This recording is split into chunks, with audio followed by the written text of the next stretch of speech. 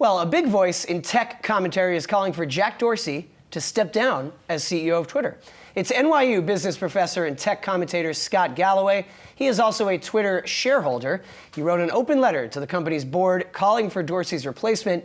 And in the letter, Galloway wrote, "Twitter has, on every metric, underperformed peers for several years. Since Mr. Dorsey's return in July 2015, shareholder return is negative 15%. That's compared to Google, up 153%, and Facebook, up 129%. All of this, quote, despite the fact that Twitter has become an iconic brand and the global heartbeat for our information age." Now, Galloway also does not like Dorsey's current plan to move to Africa for at least 3 months in 2020. And guys, having written a lot about Square recently, especially last year when it was our company of the year, I have predicted that within the next 2 years, Dorsey would be forced to resign from one of those two CEO positions. I don't know if spending 3 months in Africa is going to be the straw that broke the camel's back, but I just think the center cannot hold in terms of being CEO of Square and of Twitter, even though people at both will tell you, unsurprisingly, oh, it's fine, it's great, he's splitting his time and it works out well. I don't know how much longer he can keep running both companies when one has really disappointed, which is Twitter.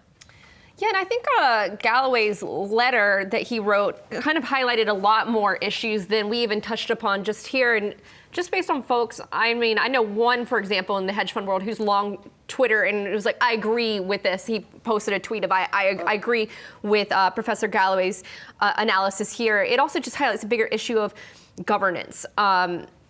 Being a shareholder, what kind of change can you really advocate for? I mean, at the end of the day, a lot of these Silicon Valley companies, you're never going to be able to see change just because of the way they're structured. So Professor Galloway, super influential. I mean, I'm curious to see, will this get more traction? Will more shareholders say, yeah, I agree, I'm not okay with some of these things? And he also, made a point that Twitter has benefited more than any other company in the Trump administration. And you're talking about the business side of things. I mean, I think the personnel side of things is also a big reason for Professor Galloway's concern.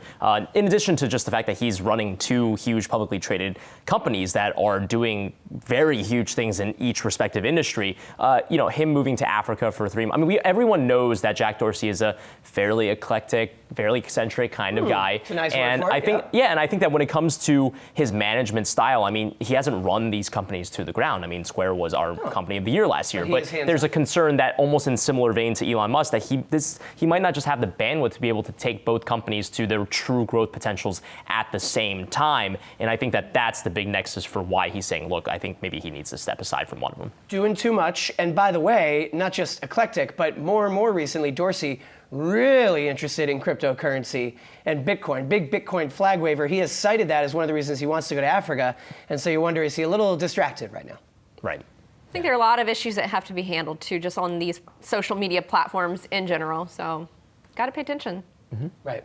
Hey investors, Zach Guzman here. Are you interested in learning more about the markets and getting the latest financial news? Well, then click right here to subscribe to our Yahoo Finance YouTube channel. Get the latest up-to-the-minute market analysis, big interviews in the world of finance, and information on how to manage your money every day wherever you are.